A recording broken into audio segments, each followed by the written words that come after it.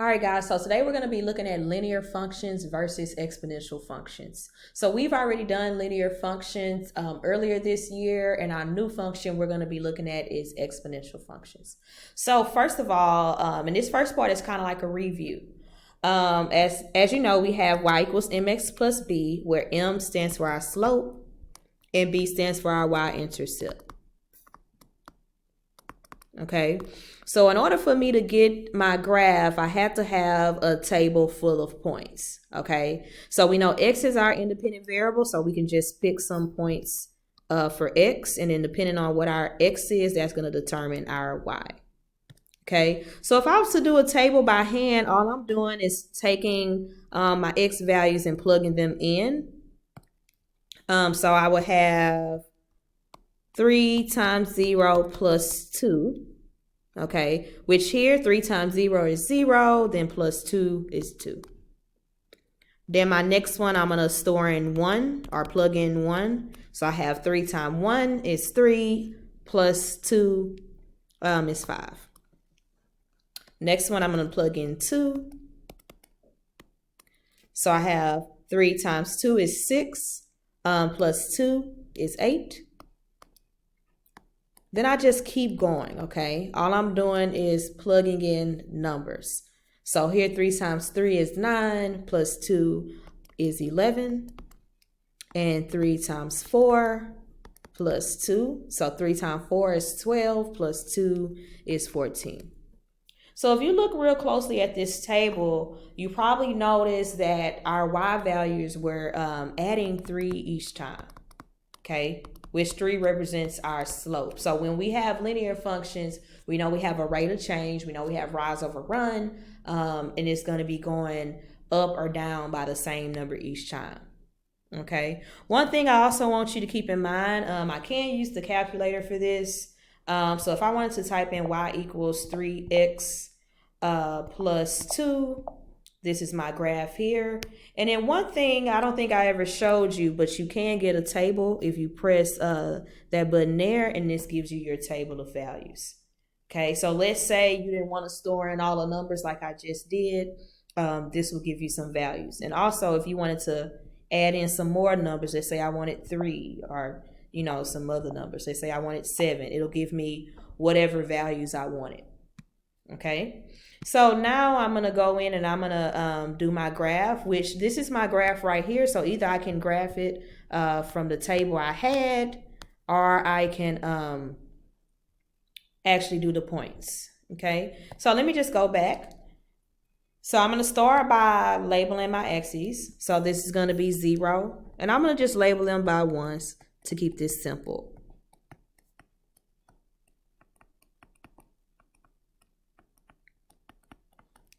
And I'll do the same thing for the y-axis.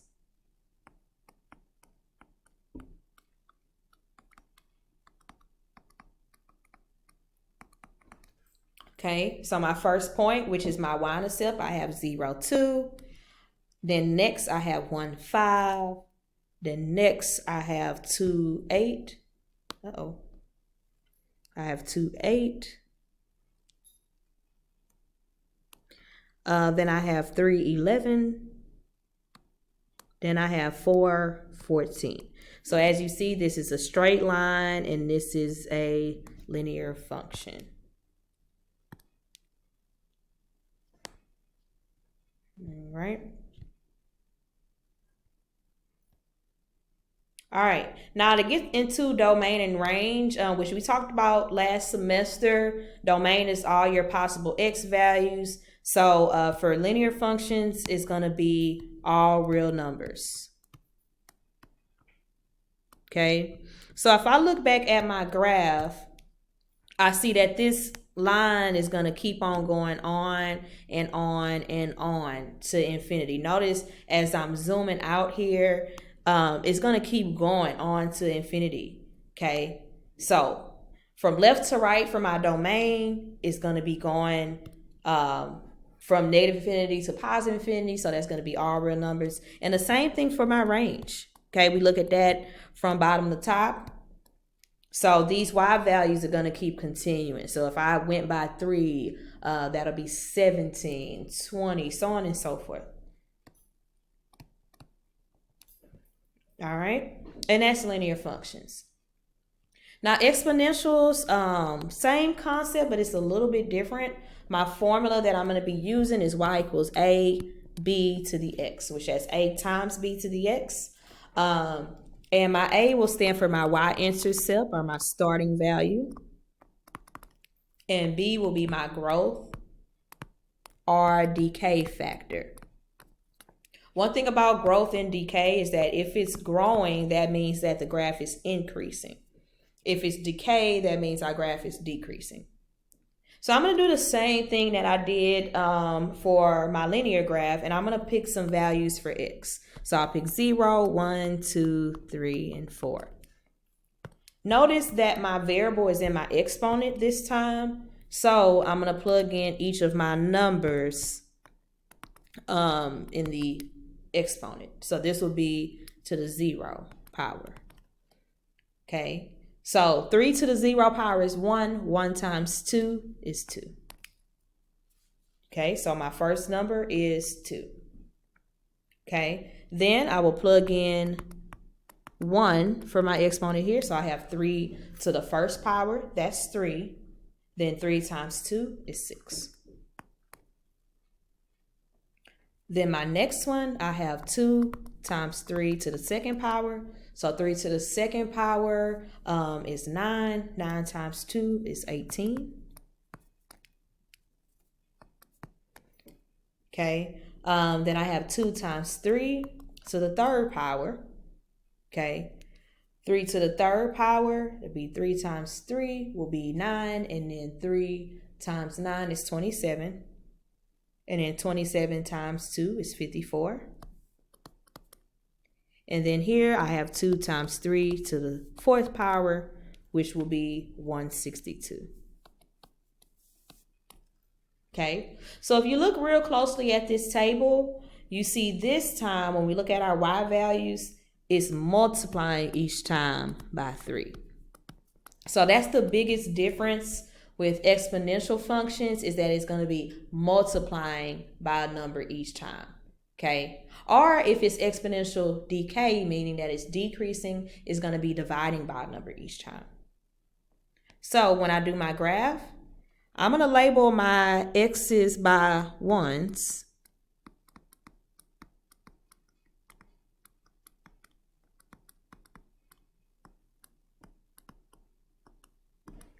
Okay, and then I'm going to label, let's label this a little bit bigger so I can put some more points. So I'm going to label this by 2.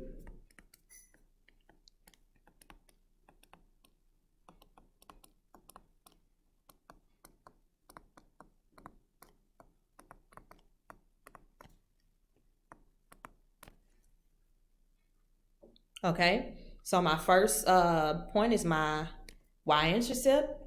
So that's here, 0, 2. I have 1, 6. And I have 2, 18. And that's all that can fit. And what's going to happen is I'm going to have a curve. It's going to be a curve. And this one I especially want to put in the calculator so that way you can see what's going on. Okay, so I'm going to have, and let me zoom in some. Yeah. Or let me just start this over.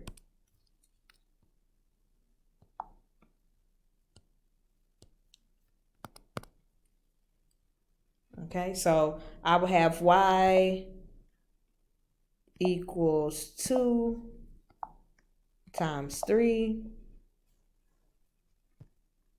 And then I would put to the x power. Okay, so as you can see, we have our exponential graph and we have a curve here. So this is pretty much what an exponential function looks like. It's a big curve. Okay. If I wanted my table, I'm going to press the settings button and that's my table. So again, if you did not want to do what we just did and do the table by hand, you can also put them in the calculator on Desmos to get those other points. Okay. Now, it's one new thing that I want to talk about, and what's going to happen is you're going to have a line that the graph touches but never approaches. Okay, this line is going to be called the asymptote. Okay, and what that means is, as you see this graph, and it might be better to look at this one, this graph is approaching 0, but it'll actually never, ever, ever touch 0. Okay. So the equation for that line will be y equals 0. All right. So my domain for exponential functions will be all real numbers. Okay. As you see, when I look at the graph from left to right, that's going to keep on going. Okay. Now with range, it's a little different because notice it just keeps going on and on to the left. Okay. But when I look at it from bottom to top, notice it's never going to touch the third or the fourth quadrant. Okay. And then also we have an asymptote on the x-axis, or y equals 0. So that means our range is going to be y is greater than 0.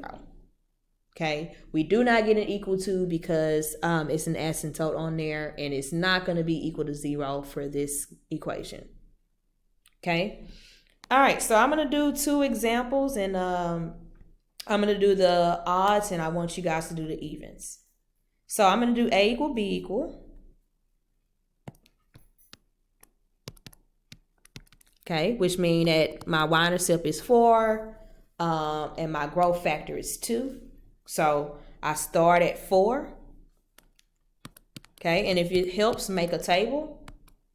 They gave me 1 point because we know our y-intercept is given, right?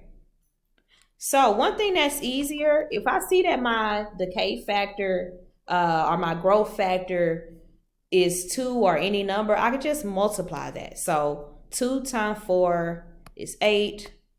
Then my next one will be 16. Then my next one will be 32. Okay.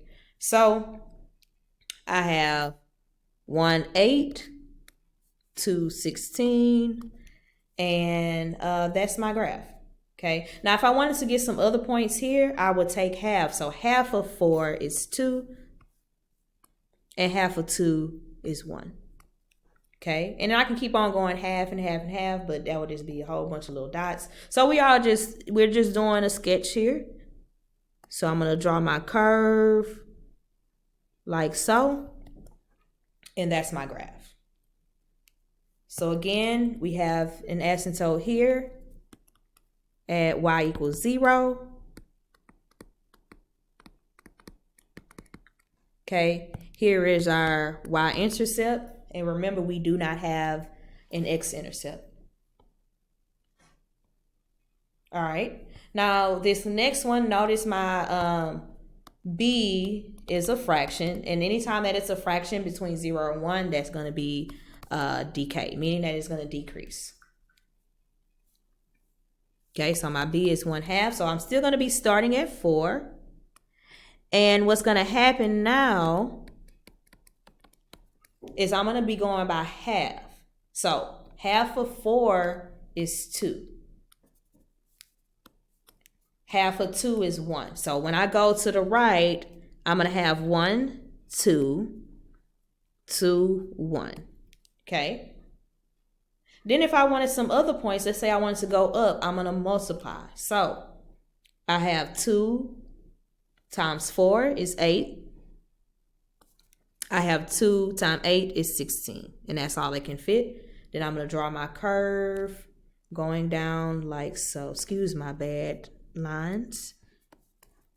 Okay, so this is exponential decay because it's going down. I still have my asymptote at y equals 0. My y-intercept is 0, 4, and we still won't have an x-intercept. Okay, so now I want you to try the even problems and then upload your work when you're complete.